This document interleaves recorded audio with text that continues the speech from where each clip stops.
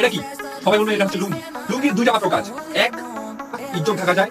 আর দুই, রাত্রেবেলা যদি ঘুমাইতে ঘুমাইতে ঠান্ডা লাগে, লুঙ্গিটা খুলে শরীরে খেতার মতন গায়ে দেওয়া যায়। এই দুইটা কাজ ছাড়া লুঙ্গি আর কেউ কোনো কাজ ইউজ করে না। কিন্তু আজকে আমি আপনাদের লুঙ্গিতে এমন একটা ট্রিক্স দেখাবো, যে ট্রিক্স আপনার বাপ দাদা গোষ্ঠীর কেউ জানে না। আমরা সবাই জানি শীতকাল চলছে। আমি জানি যে আপনারাও আমার মতন গরিব। পুরো শীতকাল একটা হুডি দিয়ে পার করে দেন। আপনার বন্ধু বান্ধব আপনাদের বলে কি হবে, তোর কি একটা হুডি, তোর কি হুডি নাই? আর এই শীতকাল মানুষ কয়টা কাপড় কিনে, কিন্তু এই লুঙ্গি দিয়ে হুডি বানানো যায়, এটা আসলে মানুষ জানে না। এই ট্রিক্সটাই সবাই শিখে।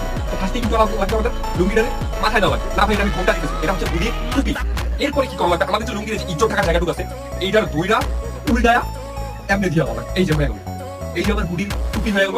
আপনারা বলতে পারেন যে হুডির পকেট কই, হুডির মধ্যে পকেট থাকে।